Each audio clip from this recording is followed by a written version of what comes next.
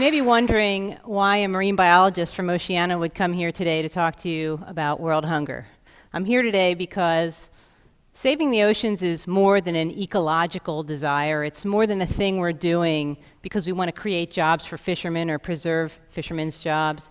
It's more than an economic pursuit. Saving the oceans can feed the world.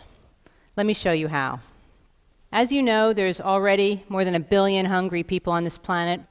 We're expecting that problem to get worse as world population grows to 9 billion or 10 billion by mid-century, and we can expect to have greater pressure on our food resources. And this is a big concern, especially considering where we are now. Now we know that our arable land per capita is already on the decline in both developed and developing countries. We know that we're headed for climate change, which is going to change rainfall patterns, making some areas drier, as you can see in orange, and others wetter in blue, causing droughts in our bread baskets in places like the Midwest and Central Europe, and floods in others. It's going to make it harder for the land to help us solve the hunger problem.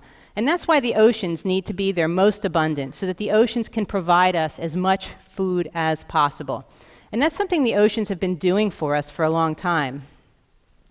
As far back as we can go, we've seen an increase in the amount of food we've been able to harvest from our oceans.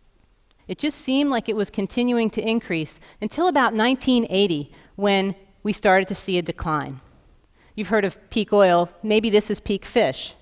I hope not. I'm going to come back to that. But you can see about an 18% decline in the amount of fish we've gotten in our world catch since 1980. And this is a big problem. It's continuing. This red line is continuing to go down. But we know how to turn it around. And that's what I'm going to talk about today. We know how to turn that curve back upwards so this doesn't have to be peak fish. If we do a few simple things in targeted places, we can bring our fisheries back and use them to feed people.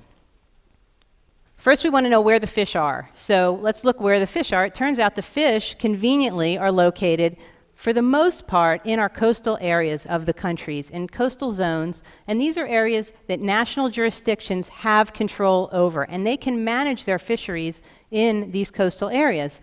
Coastal countries tend to have jurisdictions that go out about 200 nautical miles in areas that are called exclusive economic zones. And this is a good thing that they can control their fisheries in these areas, because the high seas, which are the darker areas on this map, the high seas, it's a lot harder to control things because it has to be done internationally. You get into international agreements. And if any of you are tracking the climate change agreement, you know this can be a very slow, frustrating, tedious process. And so controlling things nationally is a great thing to be able to do. How many fish are actually in these coastal areas compared to the high seas? Well, you can see here about 7 times as many fish in the coastal areas than there are in the high seas. So this is a perfect place for us to be focusing because we can actually get a lot done. We can restore a lot of our fisheries if we focus in these coastal areas. But how many of these countries do we have to work in? There's something like 80 coastal countries. Do we have to fix fisheries management in all of those countries? So we asked ourselves, how many countries do we need to focus on? Keeping in mind that the European Union conveniently manages its fisheries through a common fisheries policy. So if we got good fisheries management in the European Union and say 9 other countries, how much of our fisheries would we be covering? It turns out the European Union plus 9 countries covers about 2/3 of the world's fish catch. If we took it up to 24 countries plus the European Union, we would be up to 90%, almost all of the world's fish catch. So we think we can work in a limited number of places to make the fisheries come back. But what do we have to do in these places? Well, based on our work in the United States and elsewhere, we know that there are 3 key things we have to do to bring fisheries back. And they are, we need to set quotas or limits on how much we take. We need to reduce bycatch, which is the accidental catching and killing of fish that we're not targeting, and it's very wasteful. And 3, we need to protect habitats, the nursery areas, the spawning areas that these fish need to grow and reproduce successfully so that they can rebuild their populations. If we do those 3 things, we know the fisheries will come back. How do we know? We know because we've seen it happening in a lot of different places. This is a slide that shows the herring population in Norway that was crashing since the 1950s, was coming down, and when Norway set limits or quotas on its fishery, what happens? The fishery comes back. This is another example, also happens to be from Norway, of the Norwegian Arctic cod. Same deal. The fishery is crashing. They set limits on discards. Discards are these fish they weren't targeting. They get thrown overboard wastefully. When they set the discard limit, the fishery came back. And it's not just in Norway. We've seen this happening in countries all around the world, time and time again. When these countries step in and they put in sustainable fisheries management policies, the fisheries, which are always crashing, it seems, are starting to come back. So there's a lot of promise here. What does this mean for the world fish catch? This means that we take that fishery catch that's on the decline and we could turn it upwards. We could increase it up to 100 million metric tons per year. So we didn't have peak fish yet. We still have an opportunity to not only bring the fish back, but to actually get more fish that can feed more people than we currently are now. How many more? Right about now, we can feed about 450 million people a fish meal a day based on the current world fish catch, which, of course, you know, is going down. So that number will go down over time if we don't fix it. But if we put fishery management practices like the ones I've described in place in 10 to 25 countries, we could bring that number up and feed as many as 700 million people a year a healthy fish meal. We should obviously do this just because it's a good thing to deal with the hunger problem, but it's also cost effective. It turns out fish is the most cost-effective protein on the planet. If you look at how much fish protein you get per dollar invested compared to all of the other animal proteins, obviously fish is a good business decision. It also doesn't need a lot of land, something that's in short supply compared to other protein sources. And it doesn't need a lot of fresh water. It uses a lot less fresh water than, for example, cattle, where you have to irrigate a field so that you can grow the food to graze the cattle. It also has a very low carbon footprint. It has a little bit of a carbon footprint because we do have to get out and catch the fish, takes a little bit of fuel, but as you know, agriculture can have a carbon footprint and fish has a much smaller one, so it's less polluting.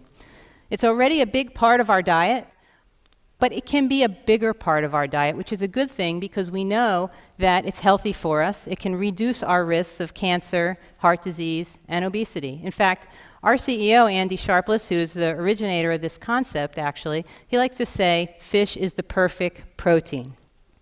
Andy also talks about the fact that our ocean conservation movement really grew out of the land conservation movement. And in land conservation, we have this problem where biodiversity is at war with food production.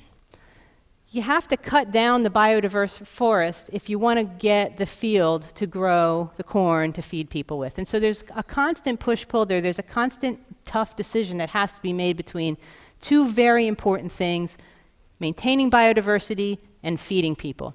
But in the oceans, we don't have that war. In the oceans, biodiversity is not at war with abundance. In fact, they're aligned. When we do things that produce biodiversity, we actually get more abundance. And that's important so that we can feed people.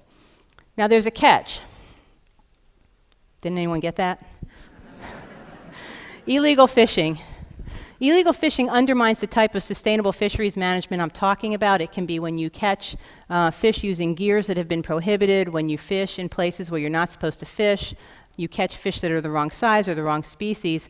Illegal fishing cheats the consumer, and it also cheats honest fishermen, and it needs to stop. The way illegal fish get into our market is through seafood fraud. You might have heard about this. It's when fish are labeled as something they're not.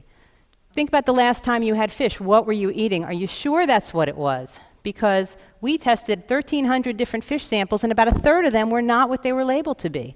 Snappers, 9 out of 10 snappers were not snapper. 59% of the tuna we tested was mislabeled. And red snapper, we tested 120 samples, and only 7 of them were really red snapper. So good luck finding a red snapper. Seafood has a really complex supply chain, and at every step in this supply chain, there's an opportunity for seafood fraud. Unless we have traceability. Traceability is a way where the seafood industry can track the seafood from the boat to the plate to make sure that the consumer can then find out where their seafood came from. This is a really important thing. It's being done by some in the industry, but not enough, so we're pushing a law in Congress called the Safe Seafood Act, and I'm very excited today to announce the release of a chef's petition where 450 chefs have signed a petition calling on Congress to support the Safe Seafood Act. It has a lot of celebrity chefs you may know, Anthony Bourdain, Marion Batali, Barton Seaver and others. And they've signed it because they believe that people have a right to know about what they're eating.